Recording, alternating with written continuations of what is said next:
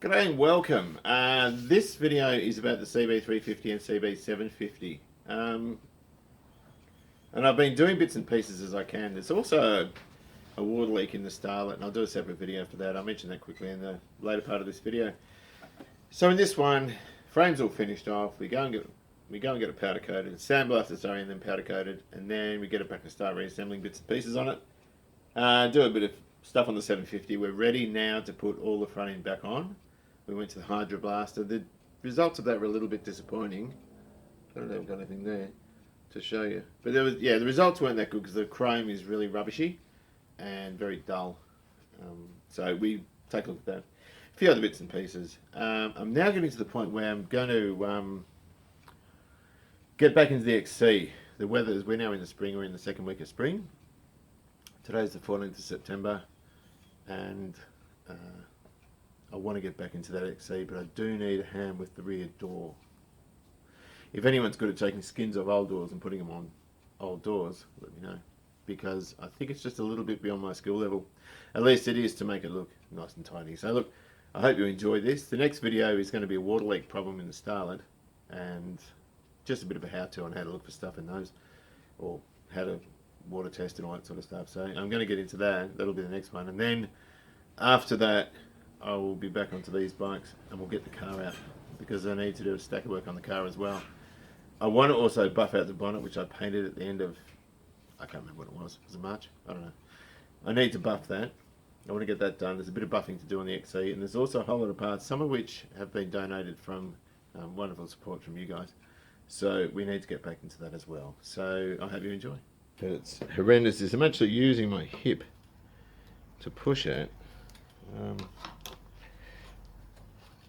To get the bloody thing undone, because it's really super tight. So I'm assuming the thread will be damaged. There's a lot of paint debris and stuff coming out of it. Bastard of a thing to get off though. Still, this is what you get when you mess around with old stuff.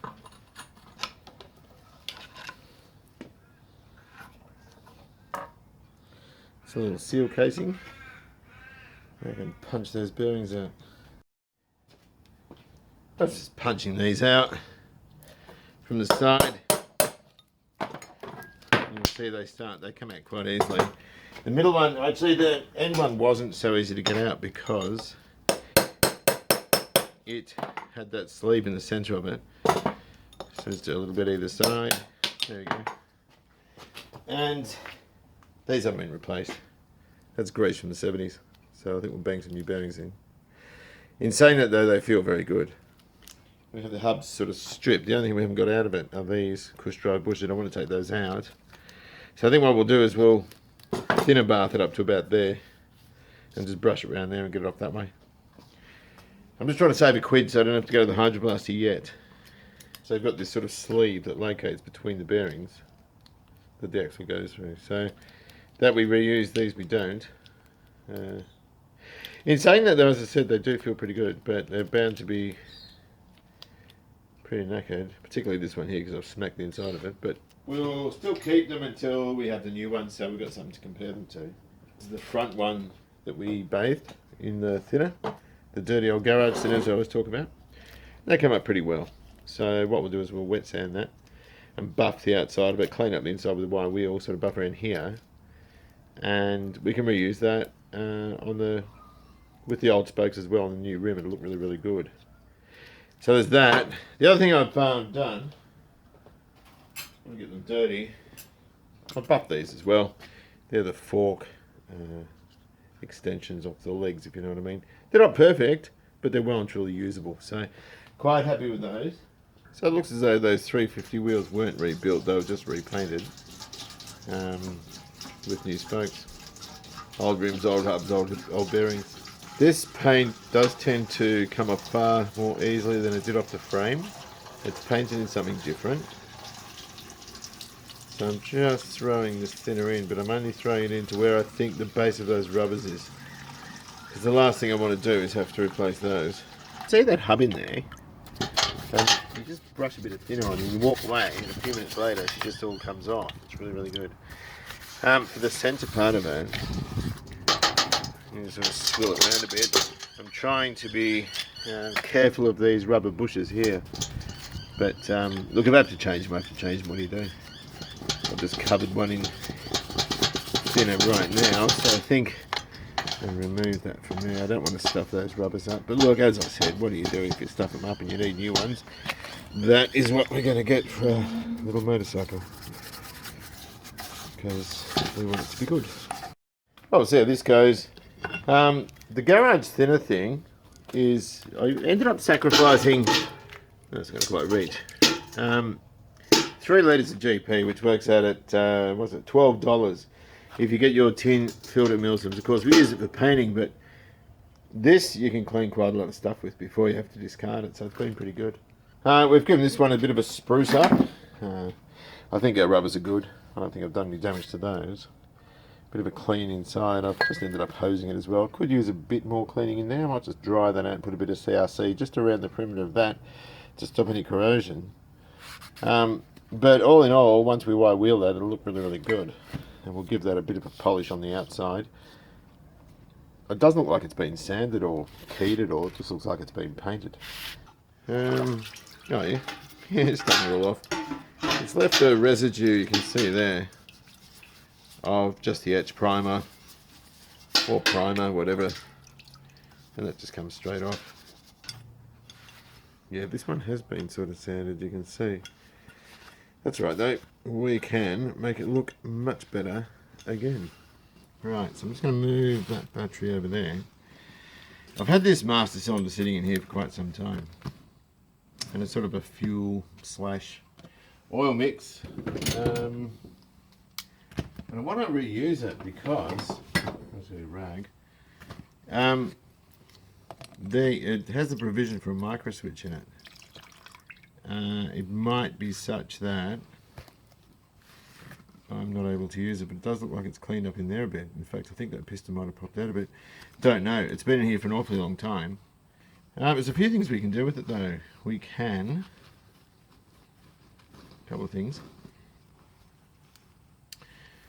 We can cut a thread and put a grease nipple in there, block those two off with a couple of self-tappers, and just hydraulically push the piston out. That's one way we can do it. The micro switch for the rear brake light, or for the brake light, no one has front brake lights, the micro switch fits in here, so the lever actually acts on the micro switch. It's sort of stuck in that bit there. That's still stuck solid, so soaking that has done absolutely nothing to free it. But I think what we need to do is look into that now. Failing this, we can get it on genuine one, which is what I'm thinking we might do, and just have a split brake line at the front with a sort of joiner halfway through. But I'm not tipping that that's going to be coming at any time soon. Let me just get a drift. The question is whether or not I want to use it. I'm not really sure I do. So it's a little bit odd to be outside, and I just want to put this front wheel back together. I went back to the motorcycle shop feeling like a real idiot and got them to change the direction of this tie around. So speedo drive side is on the right, tires to go that way. So of course I had to get them to change the direction around. Right, so to put this together, we have an O-ring. We have this little guy here, which sits over there, like that. And the little keeper, which goes not like that. Goes in here. There's two little tongues that go on, and that sits over like that. And of course, from there, we stick bolts in. So, pretty easy stuff. Don't have to spend too long on this because I know I rattle on too long. That's going to sit like that. And of course on the other side, can we see? Can we see? Because I can't. Yes, we can. On the other side, we just stick our disc on. It's pretty easy. Pretty bread and butter. I didn't repaint this or anything. I just gave it a clean. Hang on, I've got to rotate that. There we go. And tighten those up to the specified torque. And I don't know what that is at the moment, but I'll figure it out.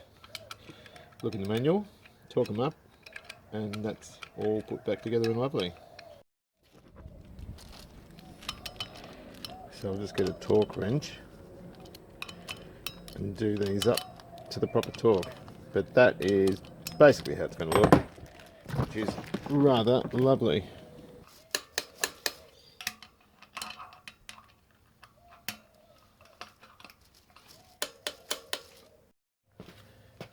So pop a bit of grease in there around that seal. I've also lubricated that one there, that sleeve, with a bit of cleaned it up with a bit of Scotch-Brite and stuck some grease around that.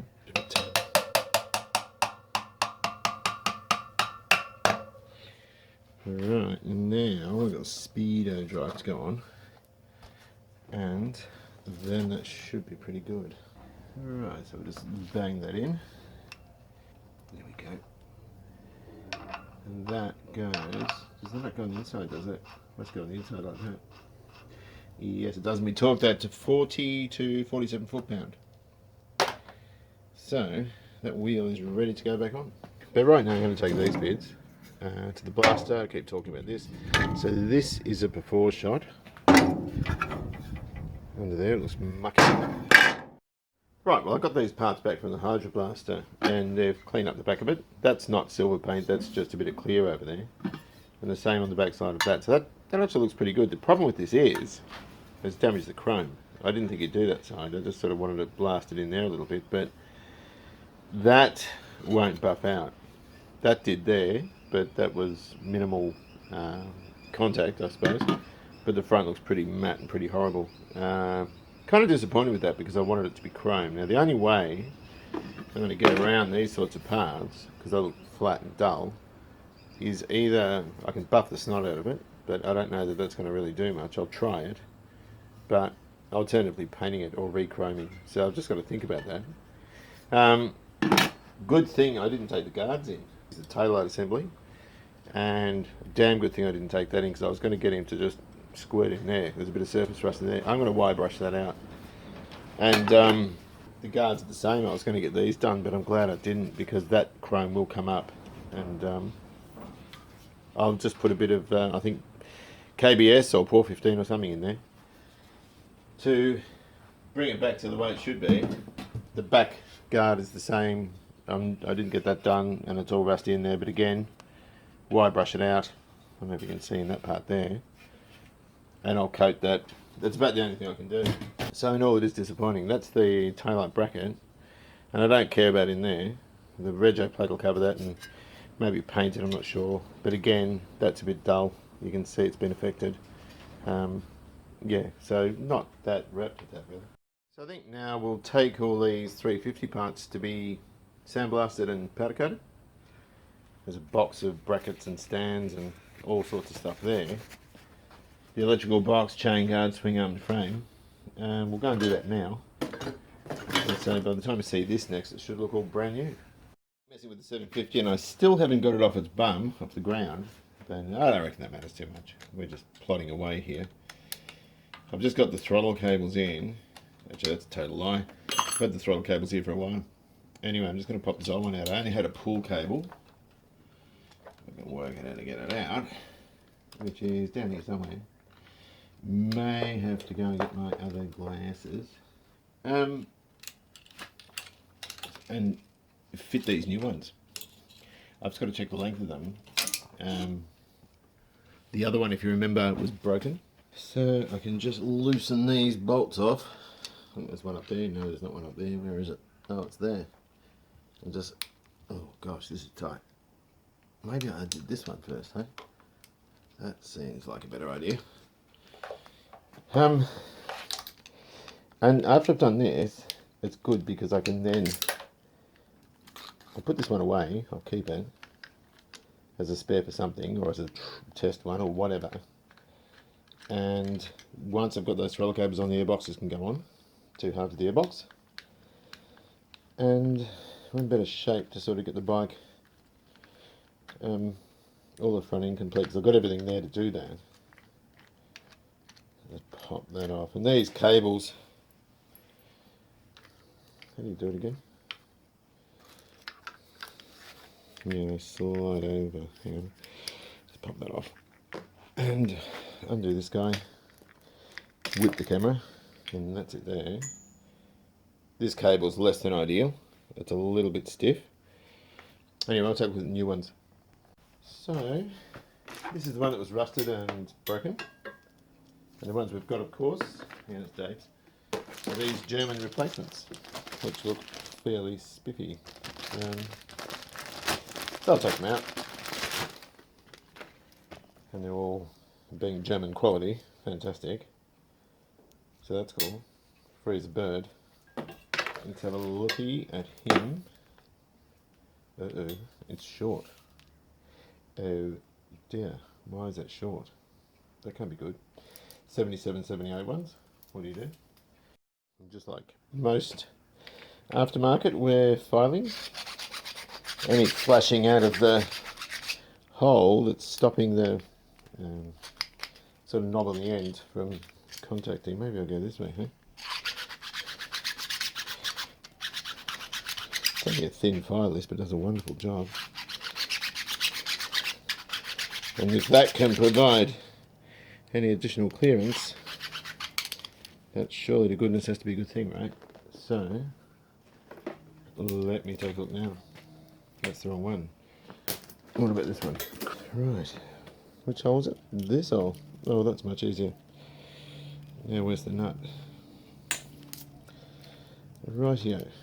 Let's take a look and thread it in.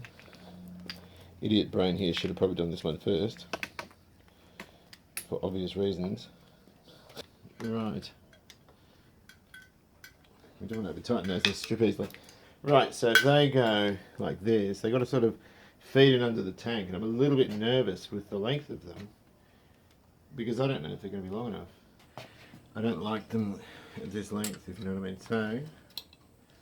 So that's full shut, so that is pulling it on. So that's the underneath one. Here we go again. Yeah, I'm not that happy with them, really. I mean, normally, and I don't think I've routed it differently. It could be to do with these bars, they're awfully high. I actually wouldn't mind changing the bars. I'd change the bars before I change these. Alright, so what I've noticed, this thing is 50% lighter to use. That's the full throttle. It is so much better, I can't articulate that enough. I had to, oh, I can smell fuel because of the pumps. I had to bend that because that was out of line. It was kind of chafy on the outside, so I'm tipping that could have caused an issue before because I haven't dropped it or anything. So there's the cables. I'm just that little bit dubious. Of course, mentioned a few times that the other one is broken, but that is very stiff. It's usable, kinda. So as a spec, I can just whack some CRC in and chuck it in a box somewhere. But they're a good 3 inches longer or more. So what that means, although that feels lovely, is that if I root this high, like that, above the tank, there'll be plenty of steering room. But it's just if they're behind the fork, which is where I thought they were meant to be, it's not going to, pardon me, it's not going to work. Unless I get lower bars, like the Z has, or like the GSX has. Alternatively, I can mount them lower, but you won't get them through that keeper for the tack drive. And I'm not sure if they're meant to go there anyway. So I'm just going to put them high for now, like that, to give them a straighter run. And look, all things considered, I'm quite happy with it. I think now we'll just chuck this airbox on. So the airbox has a vent at the back of it. And we just might have to go the other way to get it on. Hang on a minute. Where is it? There's the vent there. Just going to get that up and into here, onto the carburetors. Like that. Is that in? And a couple of bolts holding them in, which is cool. I'll go and get those.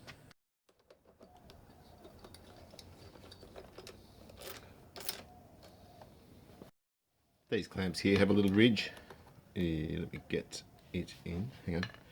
Stands in the way, but it runs across there behind the clamp so that it shows you exactly where you're meant to tighten it up. You can see the camera stands in the way again. So I didn't think about that when I went to tighten this up. So I'll do the other three. I've got an airbox, giving it a rudimentary clean. Just a bit of CRC on there. This is just like a penetrating oil, a very thin oil. And that'll clean it the rest of the way.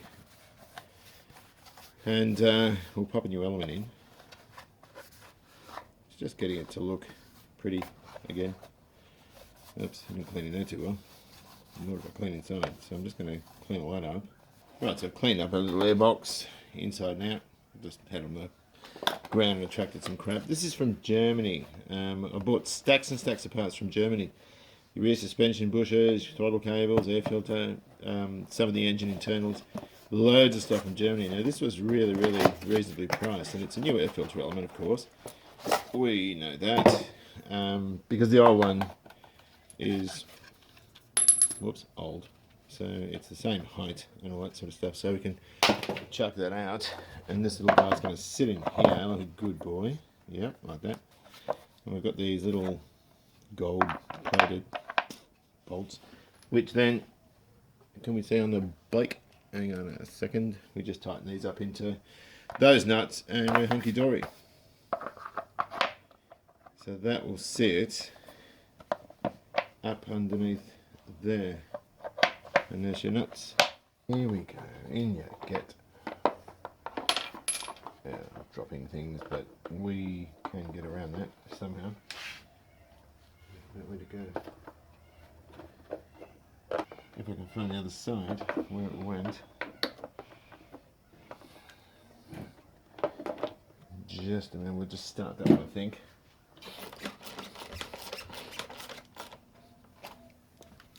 So we can armour all that or pretty it up later once we've got the bike back on its wheels and we're sort of detailing it.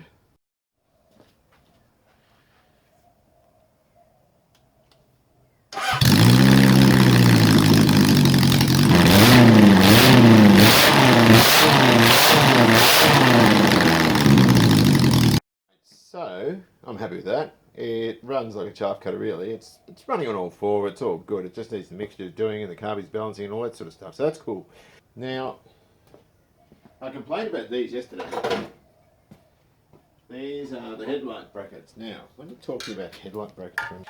Basically they're crap, and I should never have got the media blasted. The chrome is dull, right? It's all been sort of peened by the glass shot as it comes out. So really these need to be chromed. There's still a fraction of surface rust there. We'll get in there with a very, very small wire wheel and we'll just clear it. The same as all that rust there is all being cleared, and there's that tiny bit there. Now you can see this one's been squashed. It's actually damaged there. So look, I can't afford at the moment to get new ones of these. I don't want to paint them. I want them chrome. The best thing to do would be to chrome them, but as we said, we're not going to chrome that. I mean, that's knackered. But at the end of the day, the 750s represent bling. And if we can get that in there, that sort of sits in like that. And look, they're not great. I'm going to have to give that a bit more of a hit there, depending on how much is visible, but I think the headlight sort of goes here, so you'll see that bit there, so we need to sort of clean that up. But I just can't get any more of these at the moment, so we're going to go with them and stick them on. And look, the bike's going to look good anyway. It's just that it's not going to look as good as it could have if these were in better nick. So I might keep an eye. If you know anyone that's got a decent set of these, let me know. But I think we'll do that next. Hopefully the wind noise isn't too bad. We're going to talk a bit about powder coating. And this, of course, is all done by Sam at Tech Coating Bayswater. You can see the quality of his work is absolutely flawless. So, if you know of a better powder coater, I'd like to know who it is, because you can't get better than this. It's perfect. Now, there are 3 reasons why he's so good. 1, he's interested in what he's doing. 2, he's an enthusiast. And 3, he's intelligent. Stupid people can't do work like this. So, we've got all sorts of things, engine mountings, and well, that's good. Side and centre stand. I mean, it's absolutely beautiful. Start the ignition thing. I can't remember what that is. I don't remember what that does. That's a little latch for the battery that goes in there. No, it doesn't go like that. No, it doesn't. It goes like that. So, chain guard's phenomenal. Look at the seat. The seat pan. I mean, I can paint that better than that. It's absolutely beautiful work. You would have to do that in 2 packs to get it better than that. So, phenomenal. This was a greasy mess, this thing, this centre stand. So I am absolutely over the moon. Now, I'm really fortunate. I've got great platers, I've got a great powder coater, got good media blasters, or hydro blasters. The media blaster, the sand blaster that did there, has left. And the new guy charged a shade under double what I used to get charged. So I might be on the lookout for a new media blaster, but I'll tell you what, powder coaters, I'm hanging on to this guy for dear life. I love what he does. Let's have a look at the frame. CB350 frame, all sandblasted and powder coated, and I am absolutely stoked with this. I'll take the camera off and I'll give you a closer look. Oh, hello darling, how are you? Cleo's come to say hello and have a look at the frame too. Have a look, Cleo. Right. This, I've just got to glue that down a little bit, this plate. But look, here it is. You can see where I've welded the tabs on, and this bit here. It's absolutely brilliant. You can see where I've done in there as well. You can see it's been welded there, but none of the triangulation here has been, so you want to disrupt that. But all those tabs are looking great. You can see where I've been, but that was always going to happen. I knew that, you knew that. But at the end of the day, it is absolutely brilliant. Very, very happy indeed, and a good foundation for the bike we're going to build. So I can't think of anything I'd do differently here. The same chap that Sam from Tek8, who did the 750 frame and all those parts as well. And he takes his time with this work, he primes them properly and does everything that will give it a good, long-lasting coat. But I can't complain with that. I think that's absolutely exquisite. Okay, so you remember we had a dodgy camshaft lobe in our 350. I've sort of thought about this quite a bit, so I've ordered another one, which has arrived ex-USA. It's a second-hand one. Here we go, an unboxing video. Don't you love them? But that's it there. Same deal. Whoops, wrong way around. You don't want to drop these, because if you do, you're screwed. And I just want to turn that around a bit, have a look at some marks. It's got a little 2 there, or a J or something. Let me have a look, what does that say? R1, so it must be a R11.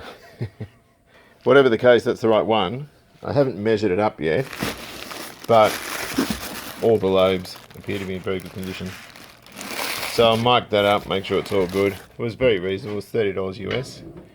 So with mess aplenty, just a case of cleaning up some parts. I've started cleaning these hubs up. They're not going to be hugely buffed out. I'll just do what I did with the 750 with those. I've still got to do this one here. These are the only 2 bolts I didn't plate.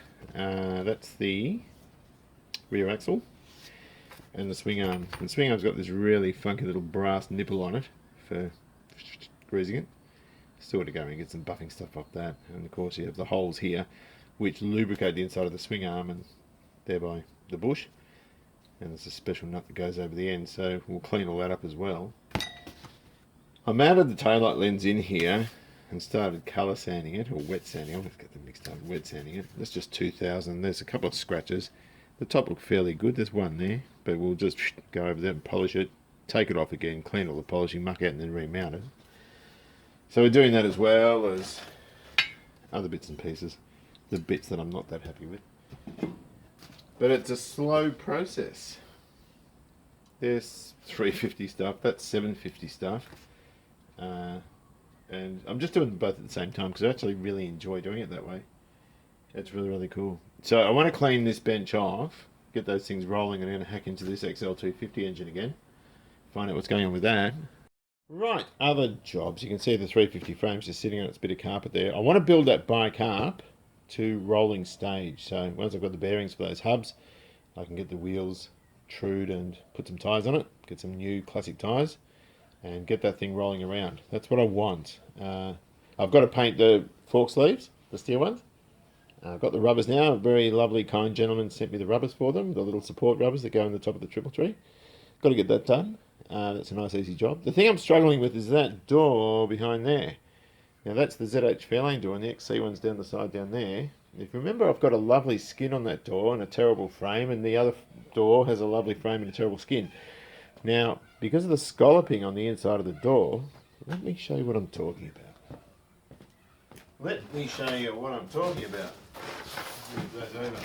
Because of that scallop there. If this was a front door to be straight down the sides, I'd be more comfortable to do a front door. I think I could do that fairly well, but I'm just not sure I've got the skill to do that. So I might ask and try and call a favour from somebody to help me with that, because I can do it, but not as well as I'd like. I'm fairly sure. So once that door's done, we can paint it and do the front door, stick it on the car, and do the boot lid. I want to have all the panels on except the front guards, because I want to start the car. Don't have a tail shaft yet. Got most of the brake stuff to finish all the brakes off, and the XC actually doesn't need much work to get it starting and running. The Plymouth needs to be started as well. This year will be 2 years since I've started that. So the next thing is this purple bike. I'm going to give that away to a Patreon supporter. If anyone wants it, let me know. And it'll be, if more than one person wants it, well, the patron that supported me the most will get it, I suppose. But I'm just going to give it to them. I've got a few things that I'm going to give away. Right, so a little beater here has a water leak inside. I'm not going to do it in this video.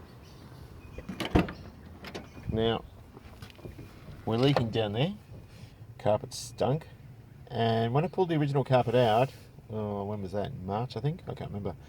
There was no evidence of water damage there. So I don't know what the story with that is, but we need to figure out what that is. Now, most people would say, you know what, windscreen leak. I doubt it with this. This has got a urethaned windscreen, and they're not bad for leaking at all. And these cars aren't bad for rusting either. So I'll do a separate video on this, how to suss out your windscreen leak. I won't do it in this video, but I might do it anyway. It's a bit more content and it might appeal to a few people. So that's another thing we've got on the agenda. Well, you can tell that's Susie, that's me. Now, Susie came out and we had a good chat. And I started putting stuff together. I've got these ready to sort of run back and start painting. But I have to say I'm sorry, I didn't film any of this. Foot pegs are probably the wrong way around, but they're all good. Got a couple of engine mount bolts there just to hold them in place. Whoops, keys in there. The electrical gubbins, even though it's fairly second hand, I'm going to try and see if it's still functional. Little air filter is in there. I probably should repaint that, but I don't know. It just pulls up and there are elements in there with the clip. It's got a tiny bit of dirt in there, but it's not enough to replace it. So the box is in. That's a bit dirty. The box is in, what do you call it? The battery box is in. And it mounts and all that sort of stuff. I've got to fix up down there, that thing there. Got to suss that out. A little air intake. It's nice to see it go stock again, isn't it? And the inner rear guard, you've seen all that stuff, and it's got dirty fingerprints and all sorts of stuff. So Sam's lovely job is now looking dirty. But you know what? That's cool. Now the issue I've got is that if you look over yonder, that's my engine crane there. Now the problem is this: Susie's battery in her Commodore went flat, so I took mine out of my car.